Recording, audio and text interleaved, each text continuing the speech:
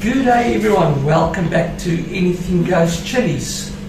As promised with the last episode, today we're going to show you how to prepare your chilies for a fermented sauce. I plucked some chilies from my garden, just a small batch. We've got some ghosts, we've got some bishop's crowns here, we've got some small jalapenos here that we'll use in the sauce. This is just to show you in a small batch just exactly how you do it.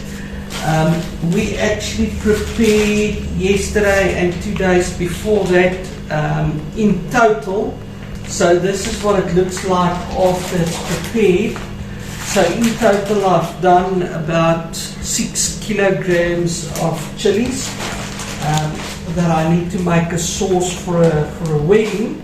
But I'll show you exactly step by step how to prepare your chili. So you're going to need a vacuum sealer with vacuum bags, obviously a scale, you need your chilies, you need some salt for your fermentation, some spice if you want to put it in. So let's get cracking.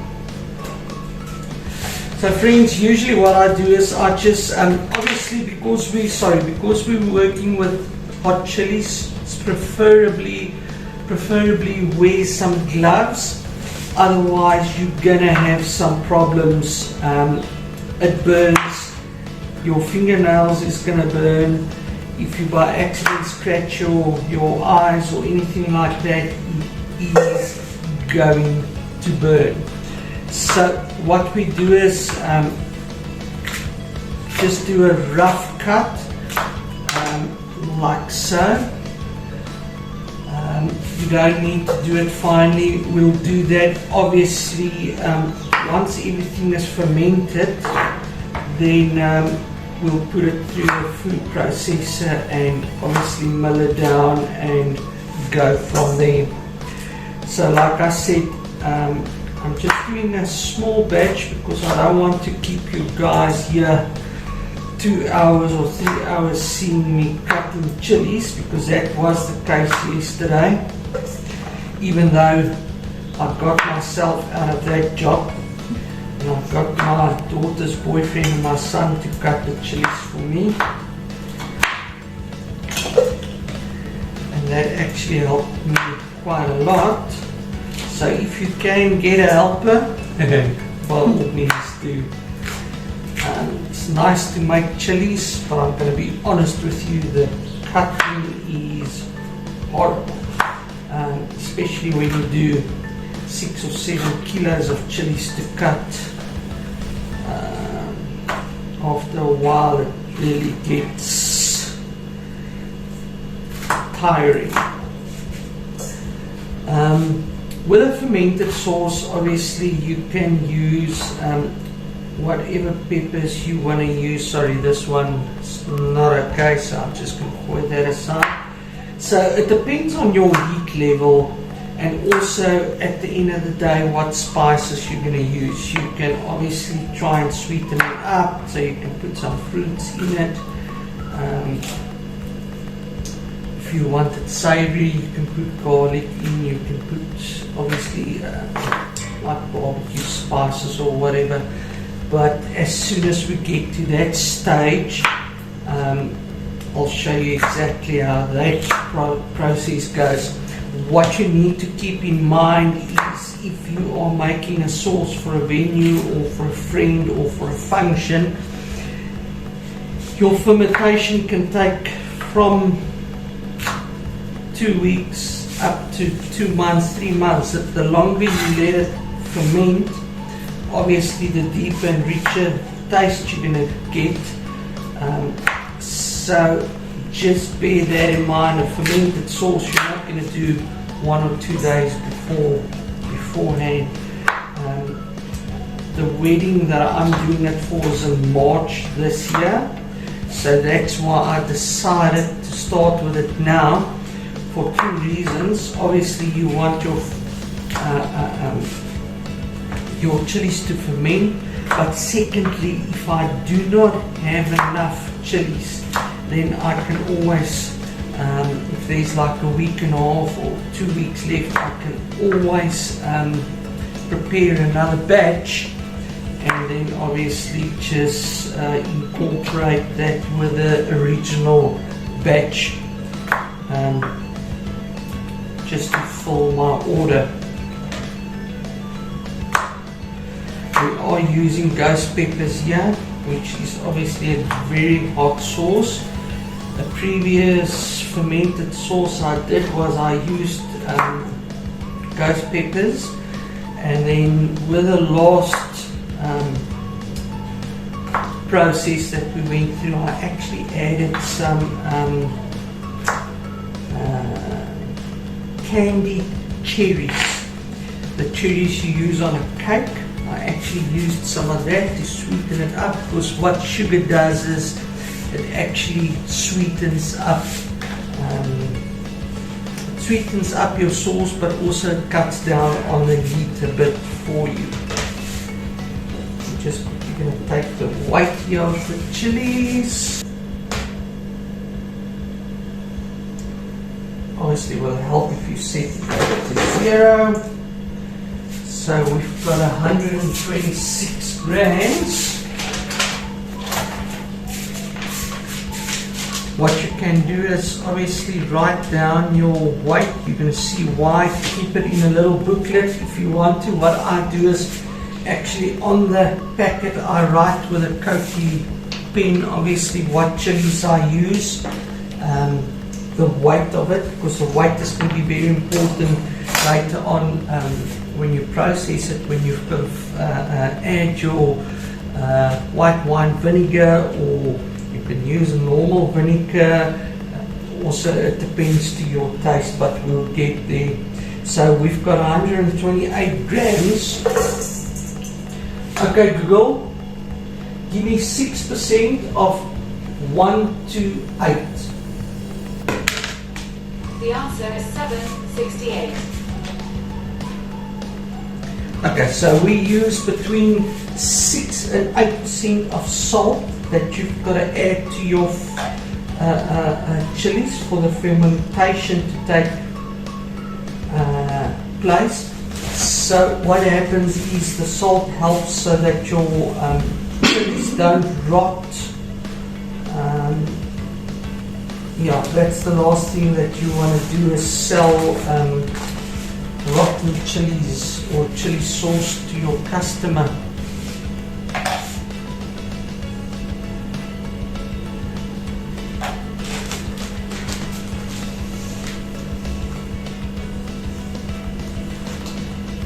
There we go, we'll use 8 grams of sauce. This that I wrote down here, I'll transfer that to the plastic bags, obviously.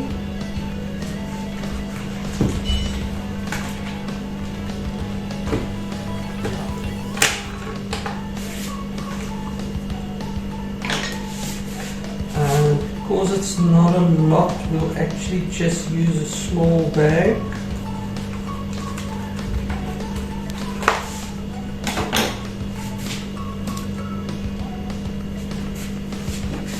What I'm going to do is I'm just going to write here so long, so it was a 128 gram ghost dash t-shirt, just to know that your ghosts was the main chili. The date that we obviously did it, the 16/01/2023. It's important to write down the date, so obviously that you can keep a track on how your fermentation is going, just to see how far down the line you are. So all we do is we're going to add the chilies to the bag. Now if you've got your fermentation jars, you're going to put it obviously in a jar. You're going to make a brine that you actually add to the chilies, because you want to cover your chilies with a brine, obviously, so that it doesn't rot or anything like that.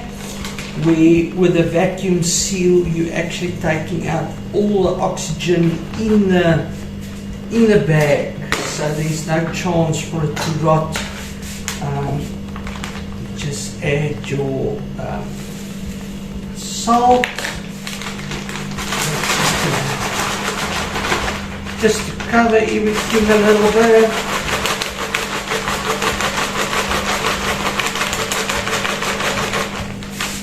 Now, your chilies, they will ferment. You can use frozen chilies as well. I've got about 9 kilos of frozen chilies in my fridge. Anushka, just bring me one chili there. So, like I said, this is all frozen chilies that I put in the deep freeze that I can obviously use later. So, if you've got a big harvest of chilies, don't necessarily throw it away. Put it in the fridge.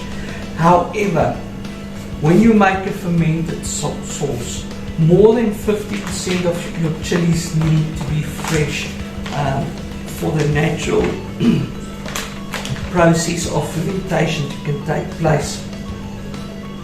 Because it's got lactobacillus on it, that helps with the fermentation. However, when you freeze it, it dies. Also bear in mind, when you use half fresh, half frozen, the fermentation process is going to take a little bit longer. But if you've got 2 or 3 months spare, obviously it's not a problem. So just put it in a sealer, put it on. Oh goodness, I'm sealing the bag now. Stupid.